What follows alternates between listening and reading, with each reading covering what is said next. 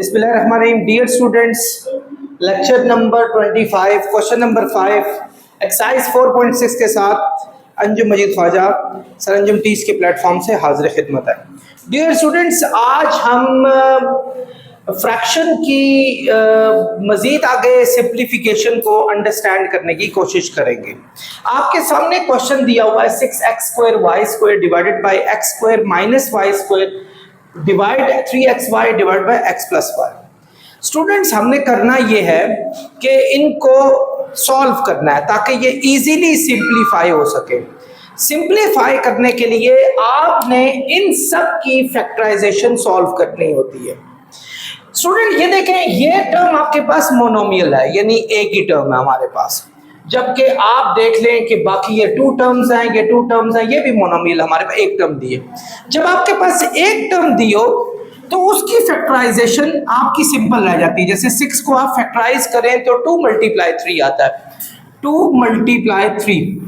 इसी तरह x² को अगर हम करेंगे तो x और y² को करेंगे तो y आ जाएगा।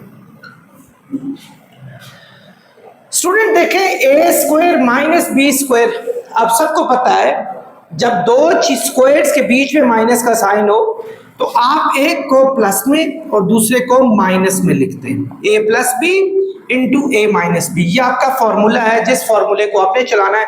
आपने बहुत दफा पढ़ा कि a² minus b² a plus B into a minus B के इक्वल होता है, तो मैंने वही स्ट्रैटेजी यहां अप्लाई की। स्टूडेंट, हमेशा याद रखें कि डिवाइड हमेशा मल्टीप्लाई में चेंज होता है और जो नेक्स्ट फ्रैक्शन होती है वो हमारे पास इन्वर्ट हो जाती है। ये चीजें आपने 3, 4, 5, 6 स्टैंडर्ड की मैथ्स में पढ़ी थी। यानी x प्लस वाई हमारा ऊपर चला गया और 3xy हमारा नीचे चला गया। ये मजीद फैक्टराइज वैसा ही नहीं हो रहा था। x प्लस वाई को हम भी मजीद फैक्टराइज नहीं कर सकते, सेम 3xy को भी हम फैक्टराइज नहीं कर सकते। अब हम स्टूडेंट यहाँ की फ्रैक्शन और यहाँ की फ्रैक्शन को आपस में हम सिंप्लीफाई करेंगे कि जो चीजें कट रही हैं उनको काट देंगे। जैसे देखें, 3 के साथ कैंसिल हो गया, x के साथ, y के साथ हो गया और x प्लस वाई पूरा x प्लस वाई के साथ कैंसिल हो गया। सो हमारे पास जो बचा वो 2xy over x minus Y, ये बच गया और यही हमारा स्टूडेंट फाइनल सोल्यूशन है। अब मजीद ऐसी कोई भी चीज नहीं है जो सिंप्लीफाई हो रही हो, so that's our solution. Dear students, हम अपने क्वेश्चन नंबर 6 की तरफ मूव करते हैं। क्वेश्चन में यहाँ इन दो फ्रैक्शंस के बीच में डिवाइड का साइन दिया हुआ है और ये इन दो फ्रैक्शंस के बीच में मल्टीप्लाई का साइन दिया है। स्टूडेंट्स, एक काम आप कर सकते हैं, आप सबसे पहले जो डिवाइड है उसको मल्टीप्लाई करके जो नेक्स्ट फ्रैक्शन है उसको आप इन्वर्जन कर लें उसका। लेकिन अगर आप बेहतर मेरी बात माने तो एक काम करें कि पहले सबकी फैक्टराइज कर लें। स्टूडेंट देखें, इन दो वैल्यूज के बीच में माइनस का साइन आया।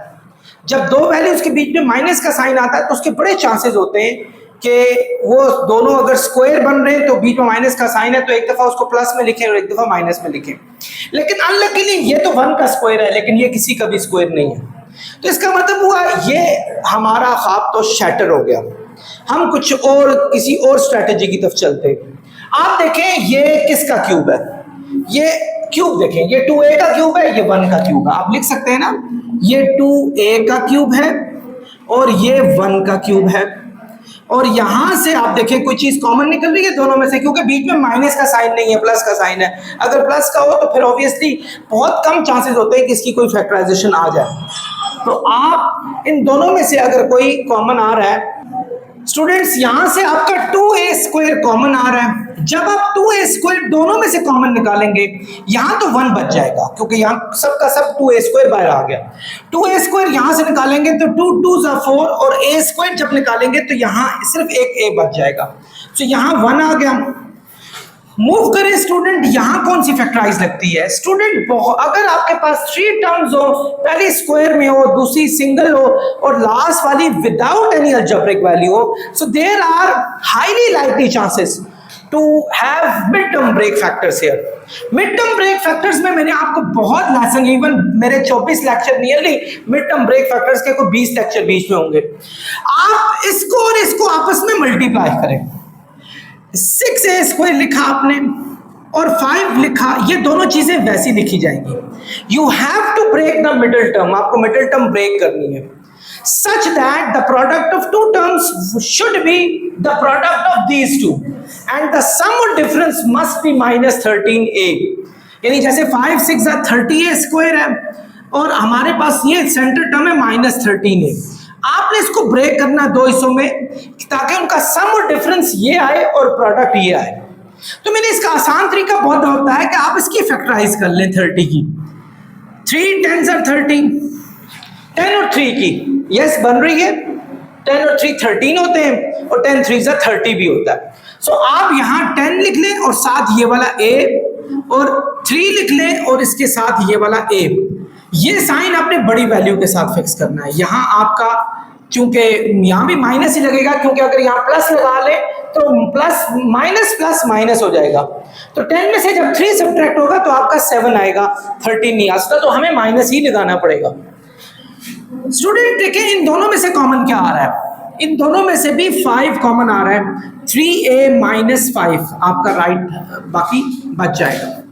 स्टूडेंट मूव करते हैं, इन दोनों में से कॉमन क्या आ रहा है, इन दोनों में से आप देखें a क्यूब कॉमन आ रहा है, बाकी बच जाएगा 2a प्लस 1।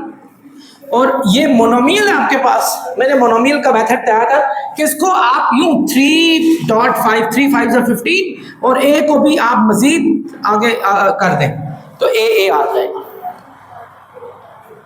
यस इस तरह होगा। अब स्टूडेंट आपने जो डिवाइड का साइन है पहले उसको मल्टीप्लाई में चेंज करना है और बाकी चीजें उल्टा देनी है। लेकिन सर सॉरी अभी तो ये कंप्लीट फैक्टराइज भी नहीं हुआ। a cube minus b cube, student a cube minus b cube आप सबने पढ़ा था, a minus B into A square plus A B plus B square के इक्वल होता है। बिल्कुल इसी तरह यस a हमारे पास क्या है 2a minus B minus 1 into A square, a हमारे पास यही है 2a प्लस ए बी, ए हमारे पास 2a b 1 plus b square यानी 1 का स्क्वायर, ये आ गया स्टूडेंट। ये आप देखें ये 2a square into 2a plus 1 आ गया। स्टूडेंट डिवाइड मल्टीप्लाई में चेंज होता है, चीजें उलट जाती हैं, ये वाला आपका ऊपर चला जाएगा 5 इंटू 3a माइनस 5। इन दोनों में से देखें क्या फैक्टर निकल रहा है, इन दोनों में से 2a फैक्टर निकल रहा है, बाकी बच जाएगा 3a माइनस 5। इन दोनों में से माइनस 1 बच रहा है 3a माइनस 5। आई होप आप लोगों को मेरी बातें समझ आ रही होंगी। Multiply a cube into 2a plus 1 divided by 3.5 into a.a। Student और इसको ओपन करें, 2a माइनस 1, ये 2a का स्क्वायर स्टूडेंट हो जाएगा, 2 का स्क्वायर होता है 4a square plus 2a plus 1 और यहाँ आपके पास 2a square into 2a plus 1 आ गया। Multiply 5 into 3a minus 5। Student in दोनों में से देखें कॉमन क्या निकल रहा है, 3a माइनस 5 कॉमन निकल रहा है, बाकी बच जाएगा 2a माइनस 1। तो स्टूडेंट यहां देखें a cube 2a plus 1 divided by 3.5 into a.a। So student ये हमारे पास जो है ना फाइनल फैक्टराइजेशन आई। अब आपने देखना है कौन कौन सी चीज सिंप्लीफाई हो रही है। मुझे डायरेक्टली 5 से सिंप्लीफाई होता नजर आ रहा है। 2a माइनस 1 2a माइनस 1 के साथ कैंसिल हो जाएगा, 2a प्लस 1 यस क्रॉस में देखें 2a प्लस 1 के साथ कैंसिल हो जाएगा, 3a माइनस 5 3a माइनस 5 के साथ कैंसिल हो जाएगा। इसी तरीके से यस मुझे और कोई चीज खास कैंसिल होते नजर नहीं आ रही।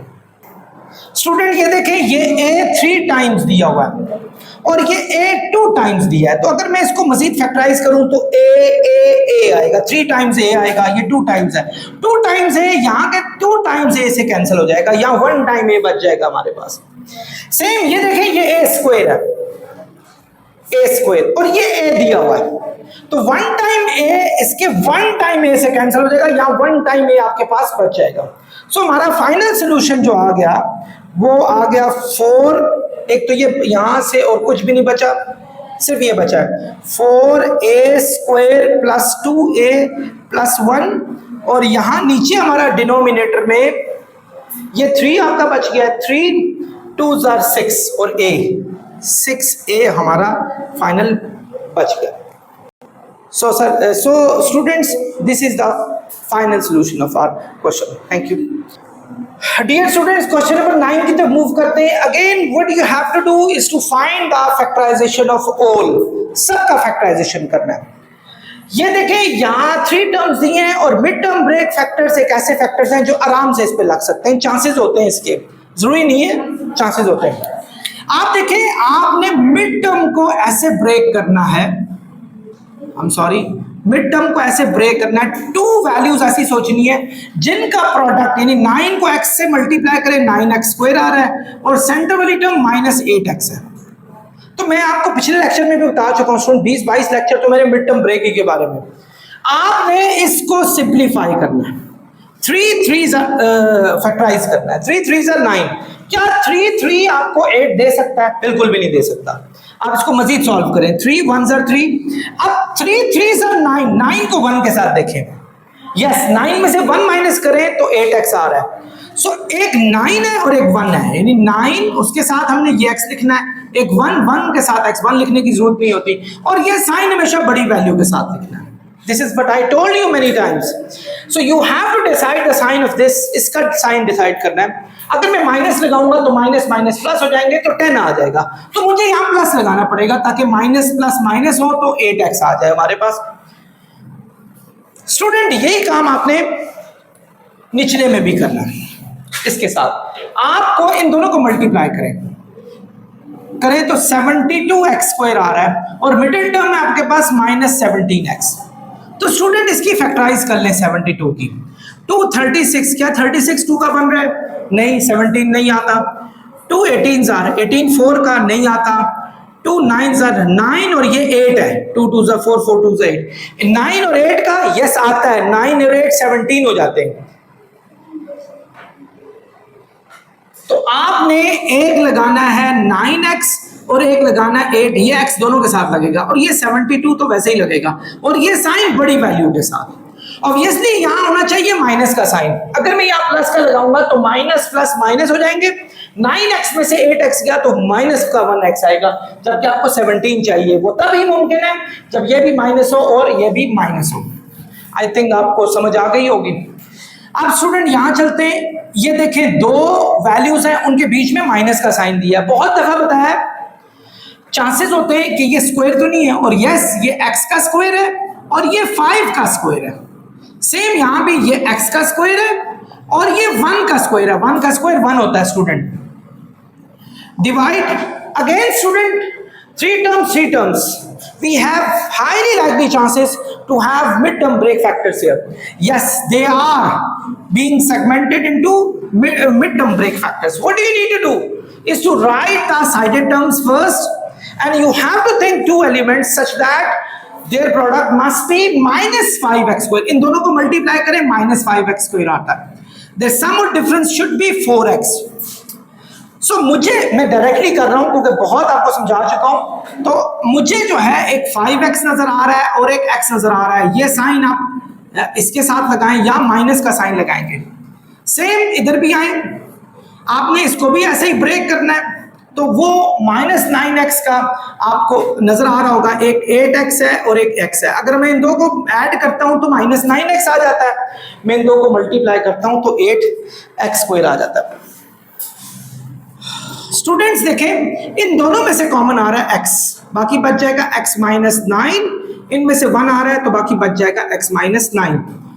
इन दोनों में से स्टूडेंट x कॉमन आ रहा है x -9. इनमें से 8 आ रहा है x -9. a² -b² स्टूडेंट होता है a + b into a - b के. यहां भी स्टूडेंट ऐसे ही होगा a + b into a - b के. स्टूडेंट आपको पता है डिवाइड किस में चेंज होता है? मल्टीप्लाई में. बाकी फ्रैक्शन आपकी उलट जाती है. बल्कि यूं करें, अभी ना उल्टाएं आप. आप कंफ्यूज हो जाएंगे। इन दोनों में से कॉमन आ रहा है स्टूडेंट x, बाकी बच जाएगा x+5, और यहां से -1 आ रहा है तो यहां भी माइनस कॉमन निकालने से अंदर का साइन चेंज हो जाता है, x+5 बच जाएगा। इन दोनों में से कॉमन आ रहा है x, तो x-8 बच गया, और इनमें से -1 आ रहा है आपके पास, यहां भी x-8 बच गया। स्टूडेंट अब देखिए इसमें से और इसमें से क्या कॉमन आ रहा है, x-9, बाकी बच जाएगा x+1। सेम इन दोनों में से x-9 और यहां बच जाएगा x-8, multiply x+5, x-5, x+1, x-1। Student चलिए अभी भी डिवाइड को रहने दें, आप इन दोनों में से x+5 कॉमन ले सकते हैं और यहां बच जाएगा x-1। इन दोनों में से आप देखें x-8 कॉमन ले सकते हैं, बाकी बच जाएगा x-1। अब आपने स्टूडेंट क्या करना है, डिवाइड को मल्टीप्लाई में चेंज करना है और बाकी चीजें उल्टा देनी है। x-9, x+1, x-9, x-8, multiply x+5, x-5, x+1, x-1, divide multiply में चेंज हुआ, चीजें उलट गई, x-8, x-1, x+5 और x-1। अब देखें स्टूडेंट कोई चीजें कट रही हैं, यस, x-9 और x-9 आपस में कैंसिल, x-8, x-8 आपस में कैंसिल, x-1, x-1 आपस में, ये आपस में कैंसिल, x+1 आपस में कैंसिल। तो स्टूडेंट आपके पास ऊपर न्यूमिनेटर में x-5 बच गया और डिनोमिनेटर में x-1 बच गया। So this is our final solution. Dear students, question number 8 के साथ हाजिर खिदमत हूं। क्वेश्चन नंबर 8 में आपके पास दो फ्रैक्शंस के बीच में माइनस का साइन है। याद रखें, दो फ्रैक्शंस के बीच में माइनस का साइन हो या दो फ्रैक्शंस के बीच में प्लस का साइन हो, एक बात आप लोगों ने नहीं भूलनी कि उसमें आपका मेथड जो है वो सिंप्लीफिकेशन वाला नहीं होता, यानी क्रॉस में चीजें नहीं कटती होती। आप लोगों ने या न्यूमिनेटर डिनोमिनेटर से नहीं कटता, अगर तो अपना न्यूमिनेटर डिनोमिनेटर ना हो तो इधर क्या करेंगे, इधर एलसीएम निकालेंगे। एलसीएम मेथड सबसे बेहतर मेथड है। आप लोगों को पिछली 4.5 और 4 में भी मैंने आपको बताया था कि एलसीएम कैसे निकालते होते हैं। हमें एलसीएम इन डिनोमिनेटर का निकालना है और यहां एलसीएम लिखना है। एलसीएम निकालने का मेथड ये होता है कि इन दोनों की फैक्टराइजेशन करें आप, और जो कॉमन फैक्टर है वो भी लिखने हैं और नॉन कॉमन फैक्टर भी लिखने हैं, तो उन दोनों का प्रोडक्ट जो है वो एलसीएम हो जाएगा हमारे पास। ये देखें 1/, इसका आप फैक्टर मजीद नहीं निकाल सकते, तो ये ऐसा ही रहेगा। जबकि इसका फैक्टर आप निकालना चाहें, आपको पता है ये 2x का स्क्वायर है, क्योंकि दो चीजों के स्क्वायर के बीच में माइनस का साइन है, सो ये बहुत ही चांसेस होते हैं कि उसमें a+b और a-b की बातें लग जाए। ये 3y का स्क्वायर है, a² - b²। आप सब जानते हैं इक्वल होता है a+b इंटू a-b। याद है। अब आपने इनका एलसीएम लेना है और एलसीएम का मैंने प्रोसीजर बताया कि ये इन दोनों का एलसीएम लेना है। इनमें कॉमन चीजें ये कॉमन है दोनों, और नॉन कॉमन आपके पास ये कॉमन को भी लिखेंगे, यानी 2x - 3y दोनों की साइड का कॉमन है। फिर नॉन कॉमन सिर्फ ये बच गई है, उसको भी लिखेंगे 2x + 3y। अब हम इसको सॉल्व करेंगे स्टूडेंट। हमने इसके डिनोमिनेटर को और इस एलसीएम को आपस में डिवाइड करना है, यानी इसको ऊपर रखेंगे, जैसे 2x - 3y, 2x + 3y इसको ऊपर रखेंगे और इसको नीचे रखकर हम अपने इनको डिवाइड करना है। ये और ये कैंसिल हो गए, आपका फाइनल आंसर क्या आ गया, 2x + 3y। जो आंसर आएगा उसको इसी के ऊपर वाले से मल्टीप्लाई करेंगे। 2x + 3y को जब 1 से करेंगे तो 2x + 3y यूं करके लिख लेंगे, 1 से मल्टीप्लाई करेंगे। यहां है स्टूडेंट, इन दोनों को और इन दोनों को आपस में डिवाइड करेंगे। ऑब्वियसली दोनों सेम ही है, जब ये दोनों आपस में डिवाइड हो जाएंगे, यानी ये भी आपके पास है और ये भी आपके पास है, अब ये डिवाइड हो गए तो ये इससे कट गया, ये इससे कट गया, तो फाइनल आंसर आपका आ जाएगा 1। 1 को इसके ऊपर वाले से मल्टीप्लाई करेंगे जो कि हमारे पास x प्लस वाई है। स्टूडेंट देखें 1 को जब इससे मल्टीप्लाई किया 2x प्लस 3y, -1 को मल्टीप्लाई करें -x माइनस वाई। आप यहां देखें इन दोनों को दोबारा आप स्क्वीज कर सकते हैं, यानी एक्सपैंड कर सकते हैं, फैक्टर से निकल सकते हैं। आपको पता है a माइनस बी और a प्लस बी होता है a square minus B square के। तो स्टूडेंट देखें 2x में से जब x माइनस करेंगे तो x आएगा, 3y में से y माइनस करेंगे तो प्लस का 2y आएगा। तो हमारे पास ये दिया हुआ है 2x का स्क्वायर जो कि 4x स्क्वायर है, 3y का स्क्वायर जो कि 9y स्क्वायर। तो student this is our final solution. Dear students question number 9 की तरफ मूव करते हैं। अगेन आप देखें दो चीजों के बीच में प्लस का साइन है, so you have to go through LCM method. उसमें करना ये है कि आपके पास डिनोमिनेटर में जो वैल्यूज दी हैं उनका आपने एलसीएम लेना है, और एलसीएम लेने का मेथड होता है कॉमन और नॉन कॉमन लिखने।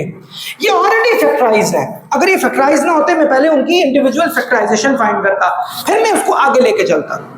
लेकिन ये ऑलरेडी फैक्टराइज है, x भी है y भी है और सारे नॉन कॉमन है, कॉमन नहीं है। तो आपका x माइनस y और x प्लस y ये एज अ होल आपका एलसीएम आ जाएगा सारा। अब आपने इसके डिनोमिनेटर को डिवाइजर बनाकर और इसको डिविडेंड बना के एक दूसरे के साथ डिवाइड करना है, यानी ये वाली वैल्यू जो है x y into x minus y x plus y ऊपर रहेगी और x into x minus y नीचे रहेगा, और x से कैंसिल हुआ, x माइनस वाई से कैंसिल होगा।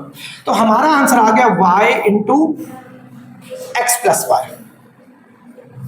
डियर स्टूडेंट्स यही काम हम इसके साथ करेंगे, इसको नीचे रखेंगे और इसको ऊपर, यानी x y into x minus y x plus y ऊपर लिखा, और ये वाला जो y into x plus y है नीचे लिखा। इसको इससे y को y से x into x minus y आ गया।